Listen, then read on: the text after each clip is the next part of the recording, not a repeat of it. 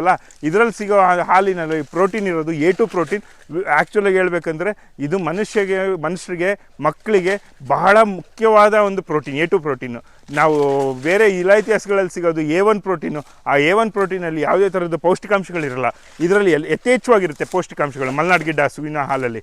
ಈ ಥರ ನಾವು ಮಲೆನಾಡು ಗಿಡ್ಡ ನಮ್ಮ ದೇಸಿ ತಳಿಗಳನ್ನ, ಮಲೆನಾಡು ಗಿಡ್ಡ ಒಂದೇ ಅಂತಲ್ಲ, ಪುಂಗನೂರು ಇರ್ಬೋದು, ಹಳ್ಳಿಕಾರ್ ಇರ್ಬೋದು, ಆಂಗಲ್ ಇರ್ಬೋದು, ಸಾಹಿವಾಲ್ ಇರ್ಬೋದು, ಬರ್ಗೂರ್ ಇರ್ಬೋದು, ಬಹಳಷ್ಟು ನಮ್ಮ ದೇಸಿ ತಳಿಗಳ ಹಸುಗಳಲ್ಲಿ ಯಥೇಚ್ಛವಾಗಿದೆ ಪೌಷ್ಟಿಕಾಂಶಗಳು. ಇದನ್ನು ನಾವು ಬಳಸೋದ್ರಿಂದ ನಮ್ಮ ಆರೋಗ್ಯನ ನೋಡ್ಕೋಬೋದು, ಆದಾಯನೂ ದ್ವಿಗುಣ ಮಾಡಿಸ್ಕೋಬೋದು. ಈಗ ಬರೀ ಹಸುಗಳ ಬಗ್ಗೆ ಹೇಳಿದೆ ಅಲ್ವಾ, ಓರಿಗಳ ಬಗ್ಗೆನೂ ನೀವು ಕೇಳ್ಬೋದು. ಓರಿಗಳನ್ನ ಏನು ಸಾಕಬೇಕು, ಓರಿಗಳಿಂದ ಏನು ಪ್ರಯೋಜನ ಅಂತ. ಮೇನ್ ಥಿಂಗ್ ಹೇಳ್ತೀನಿ ಕೇಳಿ. ಓರಿಗಳು ಆ್ಯಕ್ಚುಲಾಗಿ ಏನಂದರೆ, ನಾವು ನಾಟಿ ಹಸುಗಳು ಅಂದರೆ ಮಲೆನಾಡು ಗಿಡ್ಡ ಹಸು ಇರ್ಬೋದು, ಯಾವುದೇ ಥರ ನಾಟಿ ಹಸುಗಳು ಸಾಕೋದು ಬರೀ ಹಾಲಿಗೋಸ್ಕರ ಅಲ್ಲ, ಸಗಣಿ ಗಂಜಲಾಗಿ. ಯಾಕೆಂದರೆ ಸಾವಯವ ಕೃಷಿ ಮಾಡ್ಬೇಕಾದ್ರೆ, ನಮಗೆ ನೈಸರ್ಗಿಕ ಕೃಷಿ ಮಾಡ್ಬೇಕಾದ್ರೆ ಸಗಣಿ ಗಂಜಲದಿಂದ ಜೀವಾಮೃತ ತಯಾರಿಸ್ತೀವಿ. ಸರ್, ನನಗೆ ಸುಮಾರಷ್ಟು ಜನ ಕೇಳ್ತಿರ್ತಾರೆ, ನಾಟಿ ಹಸುಗಳು ಸಾಕೋದ್ರಿಂದ ಆದಾಯ ಇಲ್ಲ, ಹಂಗಾಗಿ ನಾವು ಸಾಕೋದಿಲ್ಲ, ನಮಗೆ ಹಾಲು ಬೇಕು, ಡೈರಿಗೆ ಹಾಲು ಹಾಕಬೇಕು, ನಮಗೆ ಮಂತ್ಲಿ ಇನ್ಕಮ್ ಬೇಕು, ಆ ಕಾರಣಕ್ಕೆ ನಾವು ಹಸುಗಳು ಸಾಕ್ತಿದ್ದೀವಿ ಅಂತಿದ್ದಾರೆ. ನೀವು ನಾಟಿ ಹಸುಗಳಿಂದ ಏನು ಪ್ರಯೋಜನ ತಗೋತಾ ಇದ್ದೀವಿ ಅಂತ ಹೇಳ್ಬೋದಾ? ಖಂಡಿತವಾಗಿ. ಇದು ನಿಮ್ಮ ಒಬ್ಬರಲ್ಲಿ ಅಂತಲ್ಲ, ಬಹಳಷ್ಟು ಜನ ರೈತರಲ್ಲಿ ಮೂಡುವಂಥ ಒಂದು ಪ್ರಶ್ನೆ ಏನಂದರೆ, ಆ್ಯಕ್ಚುಲಾಗಿ ಈ ನಾಟಿ ಹಸುಗಳನ್ನ ಖರ್ಚು ಕಮ್ಮಿ, ಇದ್ರ ಮೇಲೆ ನಾವು ಏನು ಇನ್ವೆಸ್ಟ್ ಮಾಡ್ತೀವಿ ತುಂಬ ಕಮ್ಮಿನೇ. ಈಗ ಕೊಳ್ಳೋದ್ರಿಂದ ಇರ್ಬೋದು, ಅಥವಾ ಇವ್ರನ್ನ ಪಾಲನೆ ಮಾಡೋದ್ರಿಂದನೂ ಅಷ್ಟೇ ಬಹಳ ಕಮ್ಮಿ. ಅದೇ ಆದಾಯ ಆ್ಯಕ್ಚುಲಾಗಿ ಹೇಳ್ಬೇಕಂದ್ರೆ ದ್ವಿಗುಣ ಅಂತಲೇ ಹೇಳ್ತೀನಿ ನಾನು. ಏನಕ್ಕೆ ಅಂದರೆ ಒಂದು 2-3 ವಿಚಾರಗಳು ತಿಳಿಸ್ತೀನಿ. ಮೊದಲನೇದಾಗಿ ಎಲ್ಲರಿಗೂ ಬರೋದು ಹಾಲು. ನಮಗೆ ಹಾಲು ಡೈರಿಗೆ ಹಾಕಿದ್ರೆ ಏನು ಸಿಗಲ್ಲ, ಇದು ಕಮ್ಮಿ ಹಾಲು ಕೊಡುತ್ತೆ. ನಮಗೆ ಇಲಾಯ್ತಿ ಹಸುಗಳು ಅಂದರೆ HF, ಜರ್ಸಿ ಈ ಥರದ ಹಸುಗಳು ನಮಗೆ ಏನಿಲ್ಲ ಅಂದ್ರೂ 10 ಲೀಟ್ರ್ ಮಿನಿಮಮ್ ಕೊಡುತ್ತೆ ಅಂತ. ಹೌದು, 10 ಲೀಟ್ರ್ ಕೊಡುತ್ತೆ ಅಂತಲೇ ಇಟ್ಕೊಳ್ಳೋಣ. ಆದರೆ ನೀವು ಆ ಒಂದು ಹಸುಗೆ ಎಷ್ಟು ಕೊಟ್ಟು ತಂದಿರ್ತೀರ, ಏನಿಲ್ಲ ಅಂದರೂ 50,000 ರೂಪಾಯಿ ಕೊಟ್ಟಿರ್ತೀರ. 50,000 ರೂಪಾಯಿ ಕಮ್ಮಿ ಯಾವುದೇ ಹಸುಗಳು ಸಿಕ್ಕಿರಲ್ಲ. ಸೊ ಅದೇ ಮಲೆನಾಡು ಗಿಡ್ಡ ಹಸುಗಳು ನಮಗೆ ಚೆನ್ನಾಗಿ ವ್ಯವಸಾಯ ಮಾಡಿದ್ರೆ ಅವಕ್ಕೆ ನಮಗೆ ಹೊತ್ತಿಗೆ 2 ಲೀಟ್ರ್ ಹಾಲು ಕೊಡುತ್ತೆ. ಸೊ ನೀವು 50,000ದಲ್ಲಿ 2 ಹಸುಗಳನ್ನು ತೊಗೋಬೋದು, ಮಲೆನಾಡು ಗಿಡ್ಡ ಹಸುಗಳು. ಸೊ ಅವಾಗೇನಾಗುತ್ತೆ, ಹೊತ್ತಿಗೆ 4 ಲೀಟ್ರಾ. ನೀವು ಡೈರಿಗೆ ಹಾಕಿದ್ರು ಒಂದು ಹಸುವಿಂದ 10 ಲೀಟ್ರು ಆ ಡೈರಿಗೆ ಹಾಕ್ತೀರಾ, ಬರೋದೆಷ್ಟು 350 ರೂಪಾಯಿ. ಇವತ್ತು ಡೈರಿಲಿ ಬರೋದು 35 ರೂಪಾಯಿ ಲೀಟ್ರಿಗೆ, 350 ರೂಪಾಯಿ ಬರುತ್ತೆ 10 ಲೀಟ್ರಿಂದ. ಅದೇ ನೀವು 4 ಲೀಟ್ರ್ ಹಾಲು, ಇದನ್ನು ನೀವು ನಿಮ್ಮ ವರ್ತನೆ ಅಂತ ಮಾಡ್ಕೋಬೇಕಾಗತ್ತೆ. ನಾವು ಏನಂದರೆ ಇದನ್ನು ನಾವು ತಿಳುವಳಿಕೆ ಇರೋವಂಥವ್ರಿಗೆ ನಾವು ಮನೆಗೆ ಕೊಡಬೇಕಾಗತ್ತೆ. ನಾವು ಊರಲ್ಲೇ ಇರ್ಬೋದು, ಅಥವಾ ನಮ್ಮ ಹತ್ರದಲ್ಲಿರೋ ಊರುಗಳಲ್ಲಿರೋವಂಥವ್ರಿಗೆ ನಾವು ತಲುಪಿಸ್ಬೇಕಾಗತ್ತೆ. ಇದನ್ನು ಎಷ್ಟೋ ಜನ ತಿಳ್ಕೊಂಡಿದ್ದಾರೆ. ಸೊ ಇದನ್ನು ನಾನು ಇವತ್ತು 120 ರೂಪಾಯಿ ಲೀಟ್ರ್ ಥರ ಮಾಡ್ತಾಯಿದ್ದೀನಿ. 120 ರೂಪಾಯಿ ಲೀಟ್ರ್ ಥರ ತೊಗೊಂಡ್ರೆ 4 ಲೀಟ್ರಿಗೆ 480 ರೂಪಾಯಿ ಆಗ್ತದೆ. ಸೊ ನಿಮಗೆ ಒಂದೊತ್ತು HF ಹಸು ಅಥವಾ ಇಲಾಯ್ತಿ ಹಸುಗಳಿಂದ ಬರೋದು 350 ರೂಪಾಯಿ ಆದರೆ, ಇದರಿಂದ ಬರೋದು 480 ರೂಪಾಯಿ 2 ಹಸುಗಳಿಂದ. ಅಲ್ಲಿ ನೀವು ಒಂದೇ ಹಸು ತೊಗೊಳಕ್ಕಾಗೋದು, ಅದು ನಿಮಗೆ ಆಗ ಹಾಲು ಕಮ್ಮಿ ಇರುತ್ತೆ, 10 ಲೀಟ್ರ್ ಬರುತ್ತೆ, ಇಲ್ಲಾಂದರೆ ಬರ್ದೇನೂ ಇರ್ಬೋದು ಕಮ್ಮಿ. ಬಟ್ ಇದರಲ್ಲಿ ಹಂಗಲ್ಲ, ನಾವು ಚೆನ್ನಾಗಿ ನೋಡಿಕೊಂಡಾಗ ನಮಗೇನಿಲ್ಲ ಅಂದ್ರೂ 2 ಲೀಟ್ರ್ ಹಾಲು ಬಂದೇ ಬರುತ್ತೆ.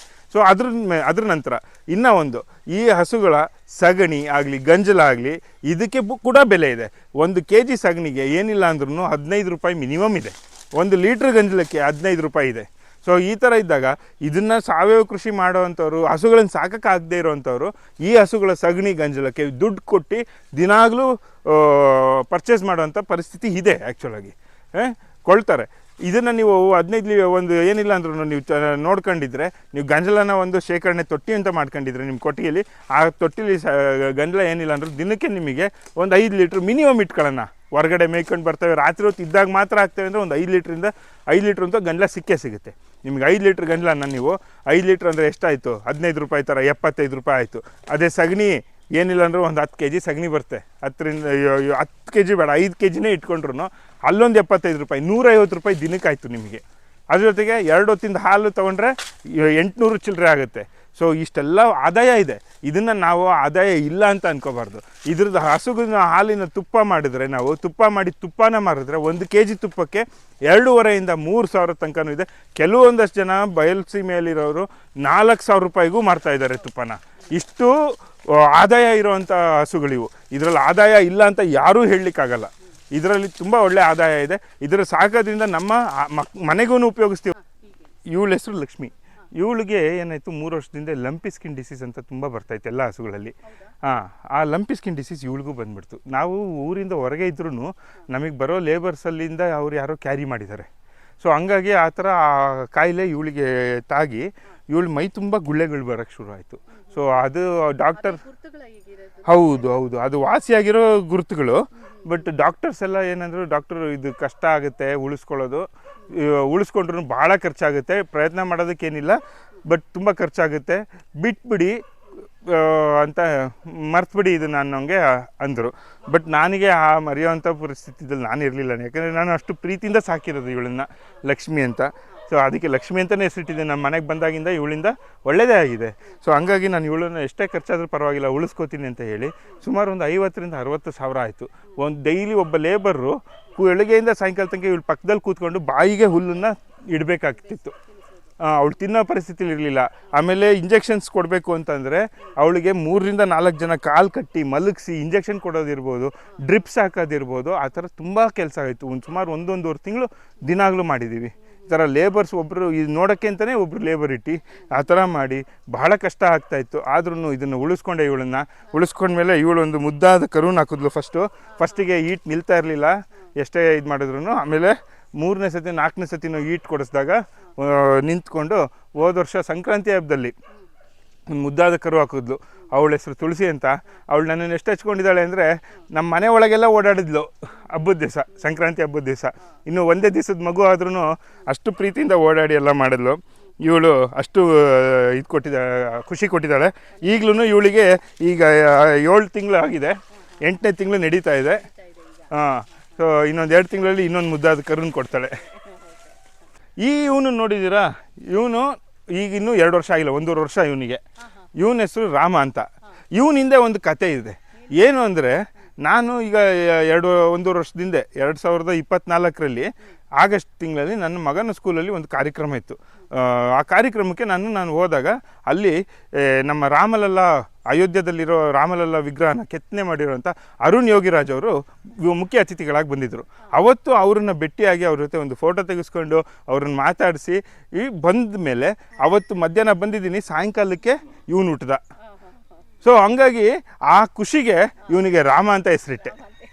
ನೋಡಿ, ನಮಗೆ ಎಲ್ಲ ಥರದಲ್ಲೂ ದೇವ್ರ ಕರುಣೆ ಅನುಗ್ರಹ ಇದ್ದೇ ಇರುತ್ತೆ ಅನ್ನೋದಕ್ಕೆ ಇವನು ಒಬ್ಬ ಒಂದು ಇದು ಉದಾಹರಣೆ.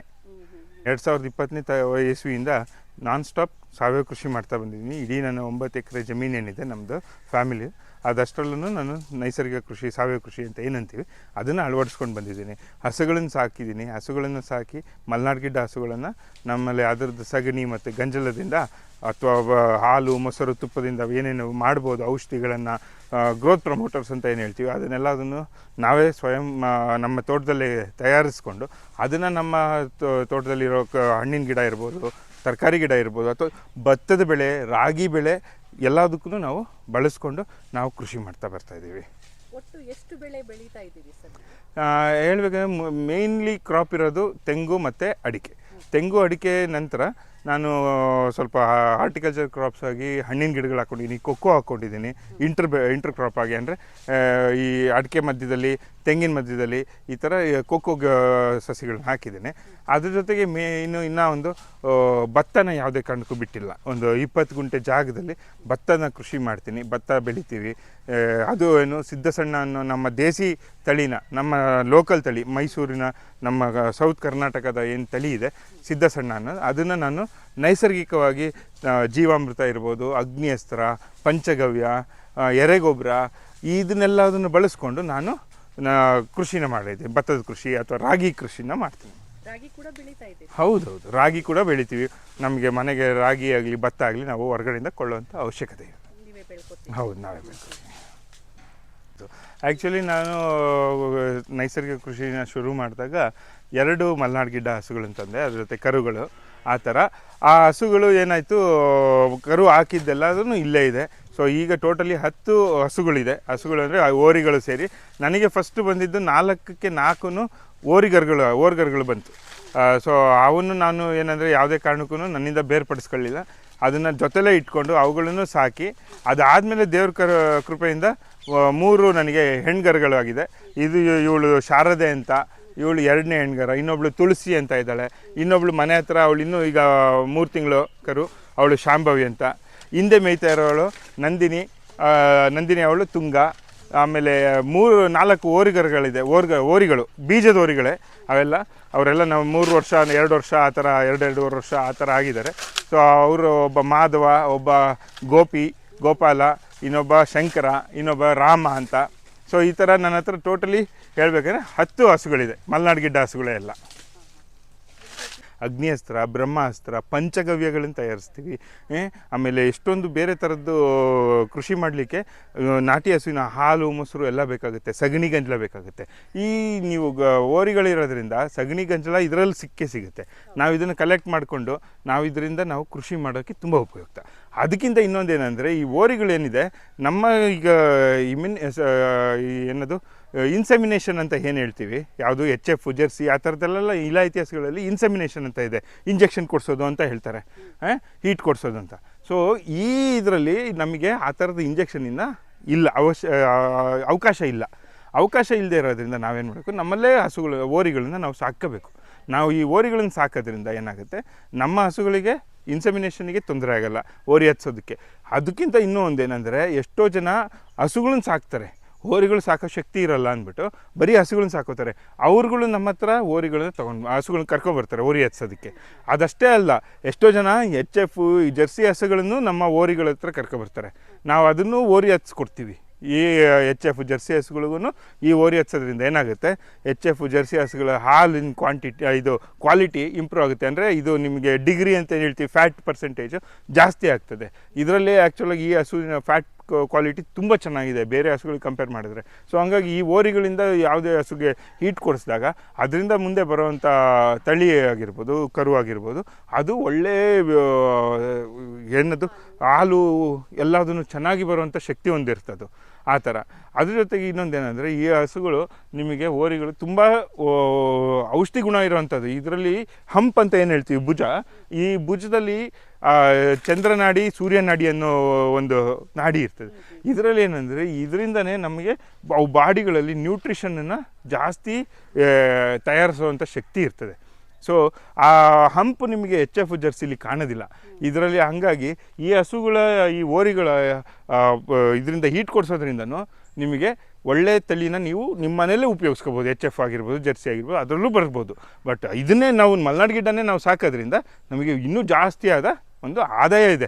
ಇದರಲ್ಲೂ ಒಂದು ಹೀಟ್ ಕೊಡಿಸ್ಲಿಕ್ಕೆ ಏನಾಗುತ್ತೆ, ನಿಮಗೆ ಏನಿಲ್ಲ ಅಂದ್ರೂ ಒಬ್ಬೊಬ್ಬರು 500 ರೂಪಾಯಿ ಚಾರ್ಜ್ ಮಾಡ್ತಾರೆ, ಒಬ್ಬರು 1000 ರೂಪಾಯಿ ಚಾರ್ಜ್ ಮಾಡ್ತಾರೆ. ನಾನು ಇದರಲ್ಲಿ ಚಾರ್ಜ್ ಮಾಡಲ್ಲ. ಏನಕ್ಕೆ ಅಂದರೆ, ನಾನು ಇದನ್ನು ಗೋ ಸೇವೆ ಅಂತ ಮಾಡ್ತೀನಿ, ಚಾರ್ಜ್ ಮಾಡಲ್ಲ.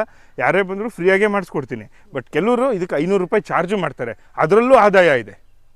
ಸೊ ನಿಮ್ಮನ್ನು ನೀವು ಕೃಷಿ ಮಾಡ್ಬೇಕಾದ್ರೆ ಇದು ಒಂದನ್ನು ನೀವು ಅಳವಡಿಸ್ಕೊಂಡ್ರೆ ನಿಮ್ಗೆ ಅದರಲ್ಲೂ ಆದಾಯ ಇರ್ತದೆ.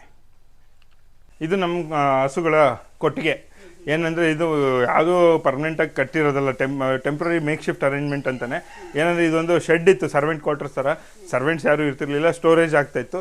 ಇದು ಬರೀ ಒಂದು ಶೀಟ್ ಇತ್ತು ಈ ಕಡೆ ಎಲ್ಲ. ಆಮೇಲೆ ಒಂದು ಕಟ್ಟೆ ಕಟ್ಕೊಂಡು ಹಸುಗಳು 2 ಇತ್ತು, 2ಗೆ ಅಂತ ಮಾಡ್ಕೊಂಡಿದ್ದು ಇವತ್ತು 10 ಆಗಿದೆ. ಇಲ್ಲಿ 6 ಇದ್ದಾರೆ, 6 ಜನ. ಆ ಕಡೆ ಇನ್ನೊಂದು ಮೇಕ್ ಶಿಫ್ಟ್ ಅರೇಂಜ್ಮೆಂಟ್ ಮಾಡಿಕೊಂಡು ಅಲ್ಲಿ ಒಂದು 4 ಓರಿಗಳನ್ನ ಅಲ್ಲಿ ಸಾಕ್ತಾಯಿದ್ದೀನಿ. ಇಲ್ಲಿ ಹಸುಗಳು ಇರುತ್ತೆ. ಸೊ ಇದೆಲ್ಲ ಗಂಜಲ ಇಲ್ಲೆಲ್ಲ ಬಂದಿದ್ದು. ಇಲ್ಲಿ ಹೋಗಿ ಅಲ್ಲಿ ಗಂಜಲದ ತೊಟ್ಟಿ ಇದೆ, ಆ ತೊಟ್ಟಿಲಿ ಹೊರಗಡೆ ಗಂಜಲದ ತೊಟ್ಟಿಗೆ ಹೋಗಿ ಕಲೆಕ್ಟ್ ಆಗಂಗೆ ಮಾಡ್ಕೊಂಡಿದ್ದೀನಿ. ಡೈಲಿ ಕ್ಲೀನ್ ಮಾಡ್ತಾ ಇರ್ತೀವಿ. ಹಸುಗಳನ್ನ ಅಷ್ಟೇ ಒಂದು ವಾರದಲ್ಲಿ 1 ದಿವಸ ತೊಳಿತೀವಿ. ಏನು ಗಲೀಜು ಮಾಡ್ಕೊಳ್ಳಲ್ಲ ಜಾಸ್ತಿ ಹಸುಗಳನ್ನು. ಯಾವುದನ್ನು ನೋಡಿ ತೊಳೆದೇ ಆಗಲೇ ಒಂದು ವಾರ ಆದಮೇಲೆ ಆಗಿದೆ, ಯಾವುದೂ ಗಲೀಜು ಅನಿಸಲ್ಲ.